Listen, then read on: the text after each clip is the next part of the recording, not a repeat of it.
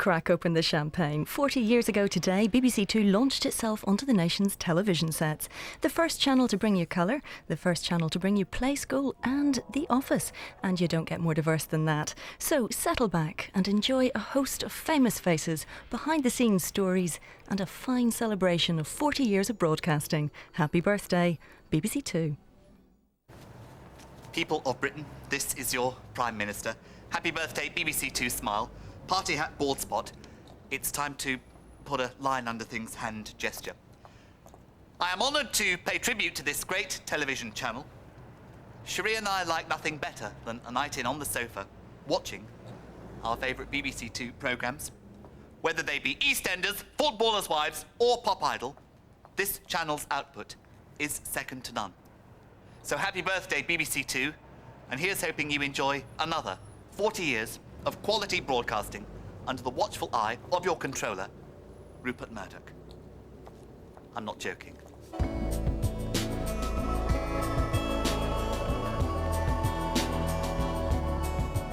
BBC Two hit the air on the 20th of April 1964.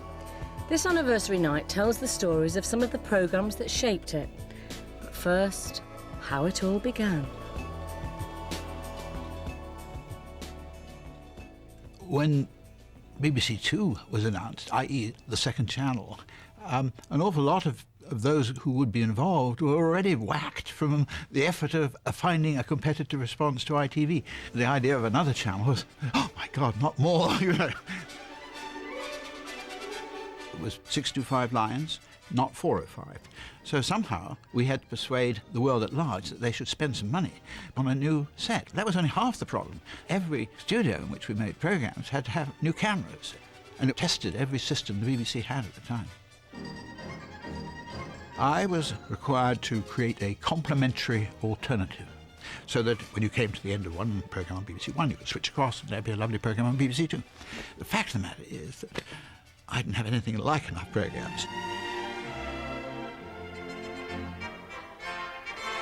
We were supposed to start the network off, and having gone through the rehearsals, and they gone reasonably well, it's only a 9-minute programme, so you can't have too much go wrong. At least that's what we thought. I was in my office, obviously intending to watch there with friends, and at 7 o'clock suddenly all the power went. All the screens that I was sitting looking at all went blank. And then people burst into the production gallery, a couple of engineers saying, disaster, there's been a power failure due to a fire at Battersea Power Station. There are no lights in all of West London. And I said something silly like, well, what's that going to do for BBC Two? And the guy looked at me and said, well, without power, we cannot transmit. Tonight of all nights, there has been a loss of electric power at our main studios, the television centre in West London. It's due... The newsroom were asked to put out a bulletin to explain what was happening to those who could receive BBC Two. Excuse me, just like Channel 1. Hello? Unlike Channel 1, there's nobody there. By 9 o'clock, we were suddenly talking, crikey, we'll be on the air till midnight, if the power comes on just now. And then, of course, by 9:30 it hadn't come on, so we decided, well, the only thing to do was to start again the following day. That is all for the moment, I think. Anything else? That's all we have for the moment, but we will be keeping in touch. It was, of course, wonderful publicity.